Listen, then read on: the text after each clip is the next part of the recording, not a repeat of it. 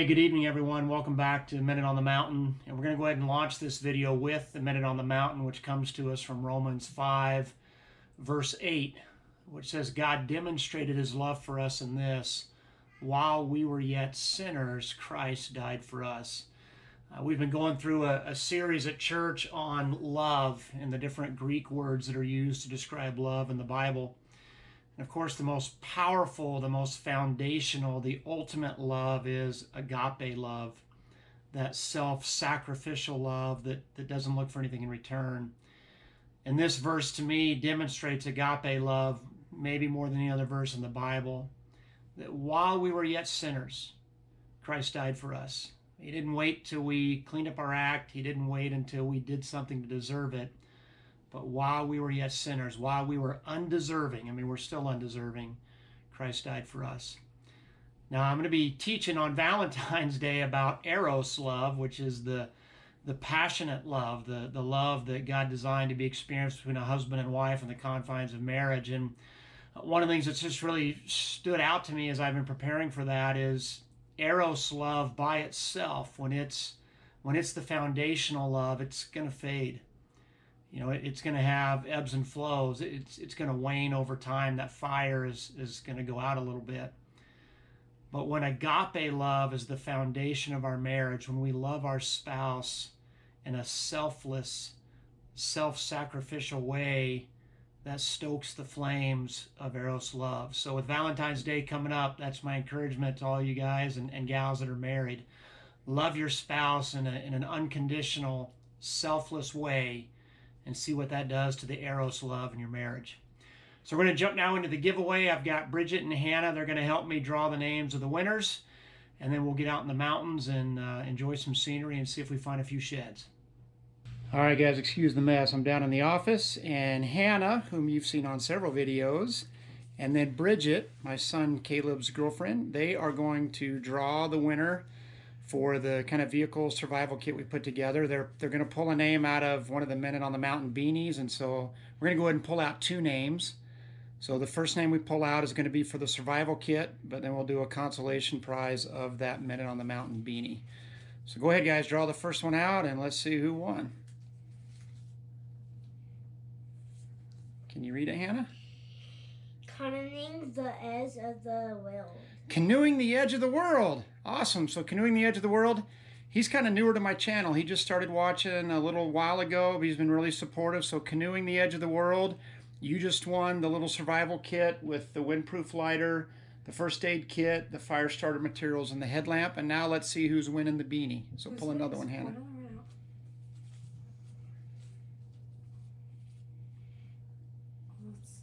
Oh, you got two? Just grab one. Got a bunch there. Just grab one. Don't read it until you just grab one, hon. She read this one already. No. Okay. Best Friend Outdoors. Best Friends Outdoors. All right, Best Friend Outdoors. So you won the Minute on the Mountain beanie. So here's what you need to do, guys. I'll flip this around. So email me your address at minuteonthemountain@gmail.com. So minuteonthemountain@gmail.com, and I'll get them shipped out to you.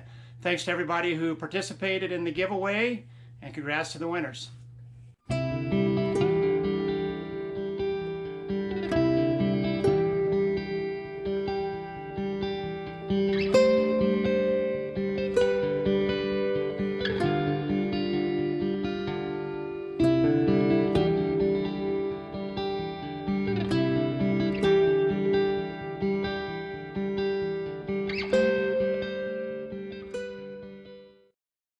Just getting out for a quick trip today.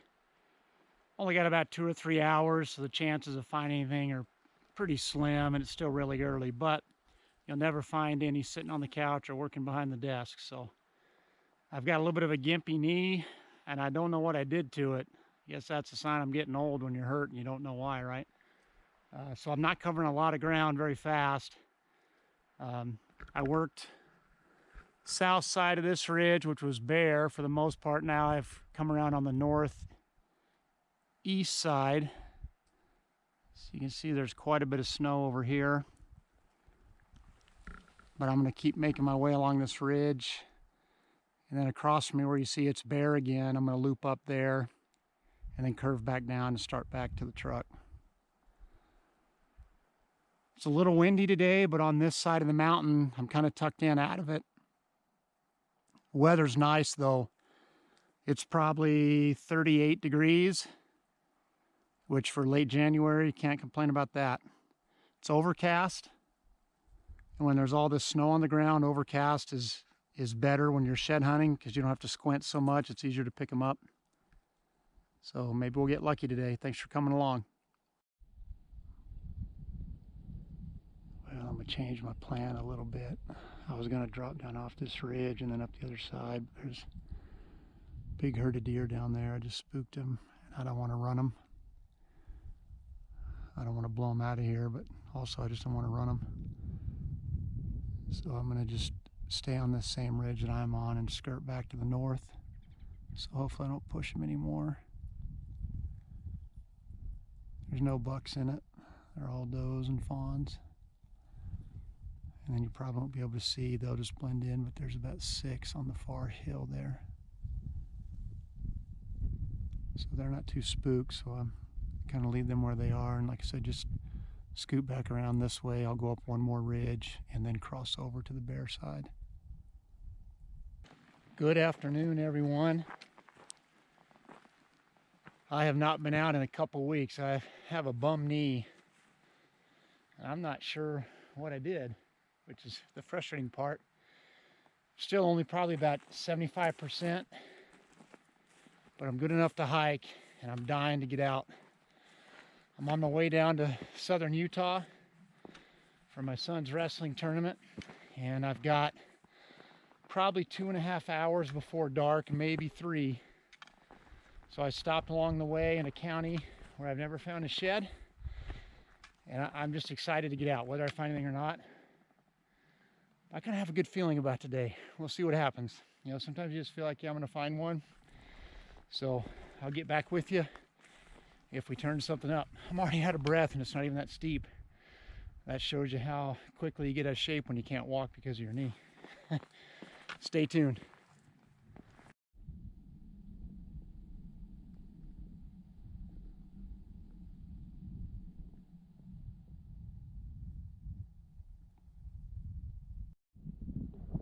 We made it up to the top of the ridge. We're slow going. Mainly because of my knee. I just want to take it easy. I still got, I don't know, 2.5 hours to drive, something like that, 2 hours anyway. And then I'm sleeping in the Jeep tonight, so I don't want to be all sore since I'll be in a little bit close quarters. Look at that view though. And besides the wind, it's a perfect day.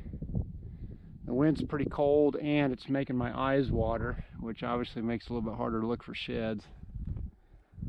So I feel like I've probably missed some so far, but anyway, the view alone was worth it. So now that I'm at the top, I'm going to circle this little saddle kind of here to my left, and then drop back down a different canyon than what I came up, and see if we can find something on the loop. If we don't see anything this afternoon, I've got about 2.5 to 3 hours that I can shed hunt in the morning before wrestling starts. I'll get up right when the sun comes up and get a couple hours in a different location. The other location will not be a new county. It'll be Washington County, which I've found sheds in that you guys have seen on here. Some kind of skeleton over there. I'm gonna go over there and check it out, see if maybe there's a dead head. If there is, I'll show you guys. Drop down off the top because I found a really good game trail with both elk and deer sign on it. But it looks like that might be a little arch up there. I mean, there's definitely a little undercut, like an alcove. I wouldn't really call it a cave, but if that's an arch, that'd be pretty cool to show you guys. So I'm gonna hike up there and we'll get a little bit closer, see what it looks like. So that sagebrush right there in front of that little cave was blocking my view. I couldn't tell if that one piece went all the way down, but it does not. Once I got about halfway up, I could tell. But I figured, well, I'm halfway up, so might as well come up and take a look at it.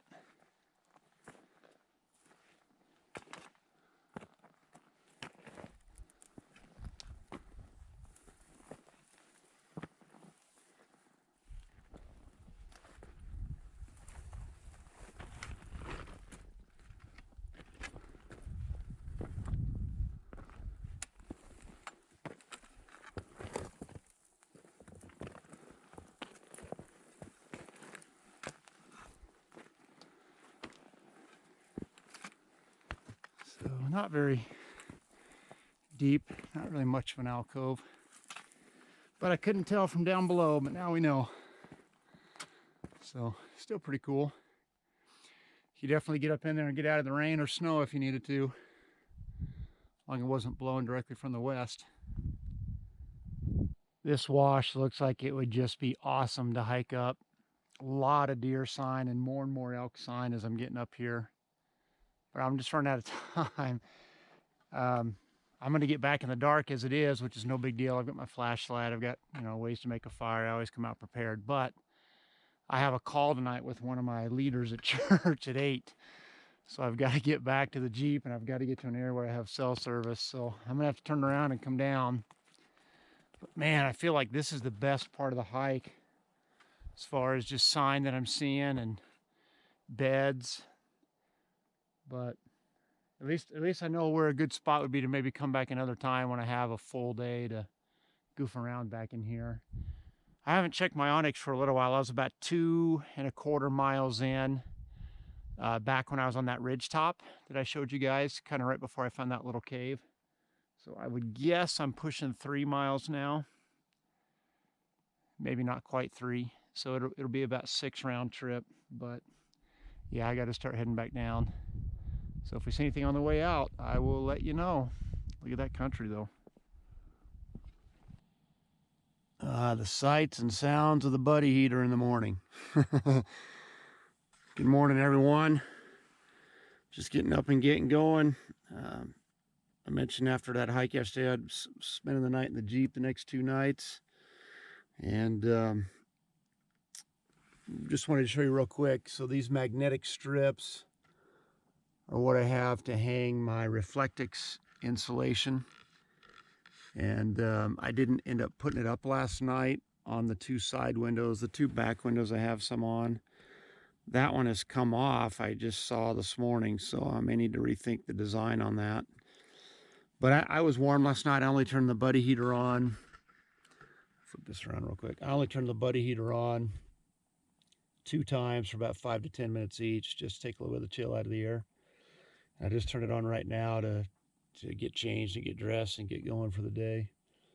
So hopefully we'll find some sheds this morning, and then hopefully Andrew's got a good day wrestling. So thanks for coming along. First Mylar balloon of the year. For you guys that have been with my channel since the beginning, if you think back to the first year when I started doing videos, I would find these balloons literally on almost every hike.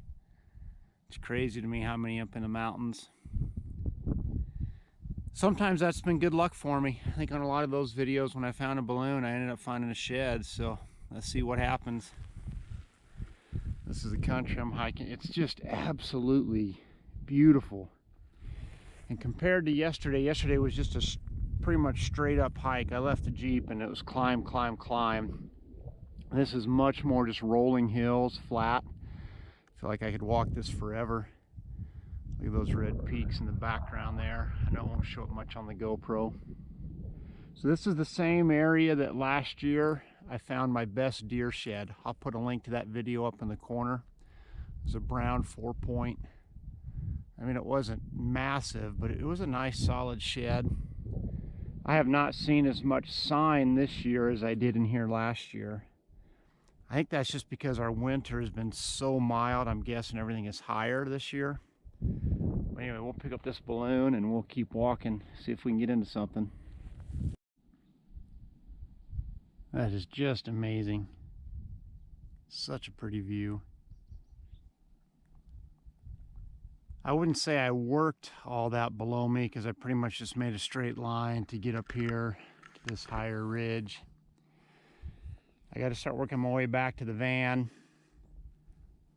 You know, I think it was the last video I did, I talked about not letting creation become a god, keeping our priorities in order. As cool as shed hunting is, it's not nearly as cool as watching my son compete. I don't want to be late for his first match. So I'm going to start just zigzagging back and work this sage flat back, forth, and I'm going to make a big loop. The Jeep's parked. I don't know if it'll show up on the GoPro, but probably another 1.5 to 2 miles past that power line. So certainly I'm still optimistic we might find something. I haven't seen as much sign here as last year. Last year this place was just covered in sign, but I've seen a fair amount. I've seen enough that I'm getting a little frustrated that I haven't found one. But when you're in beautiful weather and beautiful country, it's tough to get very frustrated. Hopefully you guys enjoy the pick.